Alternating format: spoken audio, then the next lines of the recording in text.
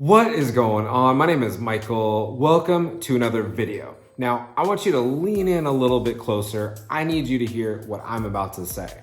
I just got off the phone with somebody that wants to offer you a job making 10 times what you're making right now.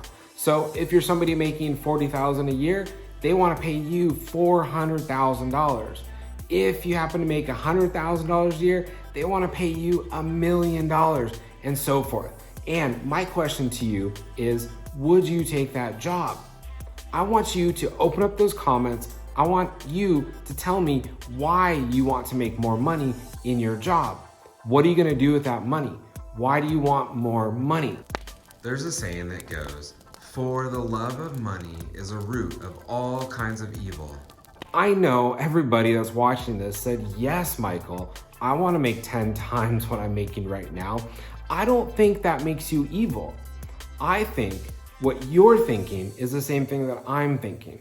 We live in a society that requires us to use money to pay for things. We need money to put food on the table. We need money for transportation. We need money for communications. We need money to pay the bills, to pay the gas and electric companies. We need money to buy clothing. We need money to provide shelter. We need money to even go on vacations or to buy the device that you're watching this video on.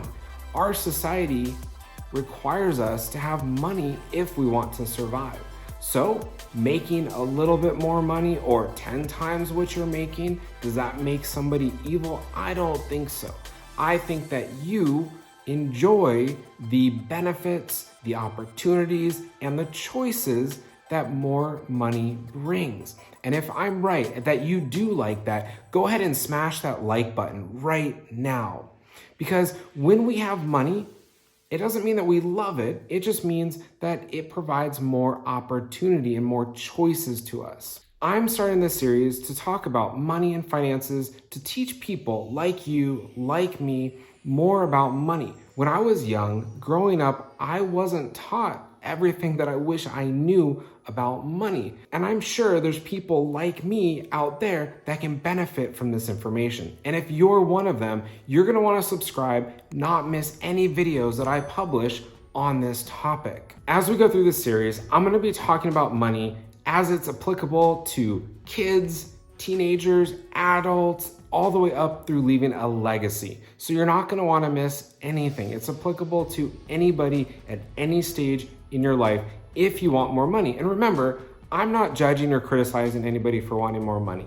There are different opportunities and choices that more money brings. If you don't want to learn the things that are going to be talked about in this series, you may be at a disadvantage. I know for me, growing up and not knowing certain things put me at a disadvantage. And I want to give you the knowledge so that you can make better decisions in all phases of your life with your money, to learn about money, to save money, to have more money, to provide more opportunities, more choices for you and your family.